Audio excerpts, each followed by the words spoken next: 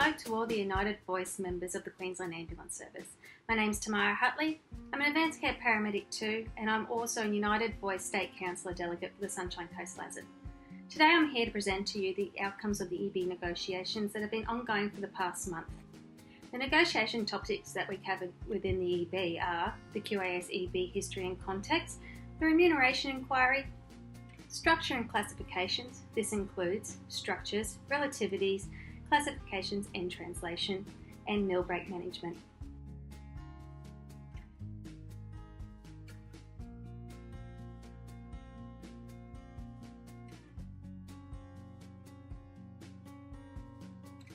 The considerations for this EB are the remuneration inquiry, the findings around parity and classifications, registration commencement in 2018, changing workforce requirements, and classification modelling for the future.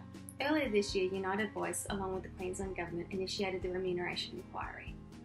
This utilised a three-stage approach: comparison of key QAS ambulance officer roles and remuneration against other interstate ambulance service comparator roles and Queensland Government comparator roles. Summary of key QAS ambulance role changes and growth over the past 10 years.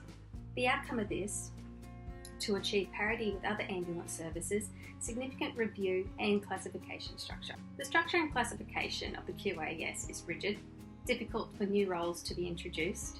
It has old terminology within it, and there has been no significant change since 1992. The proposal for the structure and classification is a new level band concept, similar to those in health models that have been recognised around the world for skills and responsibilities. Realign the relativity roles, including overlap of some relativities, to recognise growth in different structures, i.e. clinical versus supervision. Future-proof structures, new roles, subacute work and extended roles, and etc. Align op centre and operations for the first time. Additional pay points within a number of levels. The new proposed structure is 6 levels.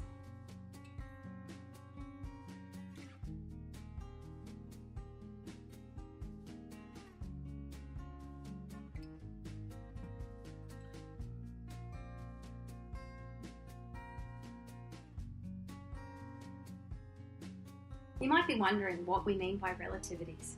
Relativities realign based on findings from the remuneration inquiry. 100% at first pay point of an Advanced Care Paramedic 2, pay point 1. Overlap at several levels to recognise similar responsibilities, requirements between the different functions, i.e. clinical versus supervisory. Now we're going to talk more in depth about the levels and the bandings.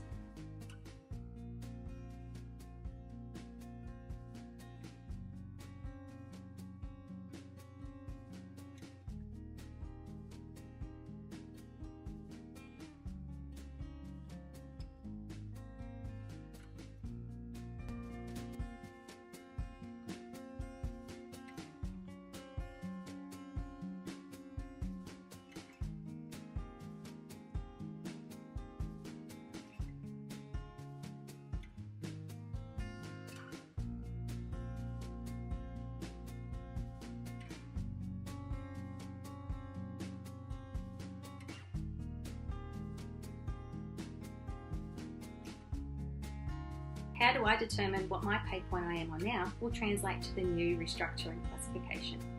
Translation of roles into the new structure are to be determined bands and pay points. Central Group will govern this role classification for consistency.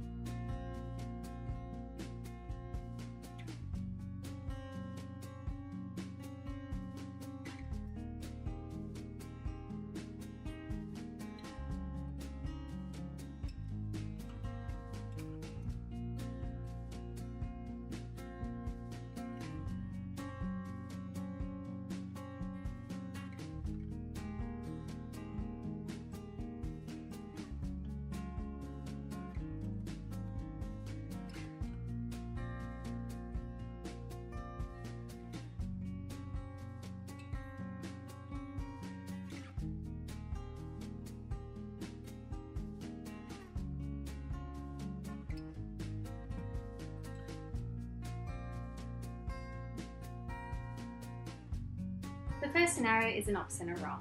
This is a year 1 as of the 1st of September 2017. The scenario is a fortnight's pay plus 0.5 hours of overtime and 0.5 hours of meal overtime, plus your ag rate of 26.5%. Patient Transport Officer. This is for a year 1 patient transport officer as of the September 2017. The pay scenario is a fortnightly pay with 4 hours of overtime and 4 hours of meal overtime. Advanced Care Paramedic Rule. This is for a year 1 as of September 2017. The scenario is for a fortnight pay plus 10 hours overtime plus 5 hours of meal overtime with an aggregate rate of 36.5%. Paramedic Regional. These are our regional stations like Rockhampton, Bundaberg and Gladstone. This scenario is as of the 1st of September 2017 and it's a fortnight pay with 15 hours of overtime, 6 hours of meal overtime and 4 broken meals with an aggregate rate of 28%. Paramedic South East Queensland, our metro areas like Brisbane and the Gold Coast. Our pay scenario is for a fortnight with 20 hours of overtime, 15 hours of meal overtime, 6 broken meals with an aggregate rate of 26.5%. The Supervisor, OIC. This is as of the 1st of September this year for your fortnight pay plus your aggregate rate. Now it's time to talk to you about meal breaks and meal management. It's a topic that has been going around for quite some time and QAS wanted to have the discussion. So United Voice sat down with QAS. In 2016-17, expenditure was more than $20 million, an average increase of 16% per year of hours claimed in late meal overtime for the last 5 years. Significant area of discussion for the last 10 years plus. Remember, our last 2 arbitrations were due to meals. The current meal window is 2.5 hours per window.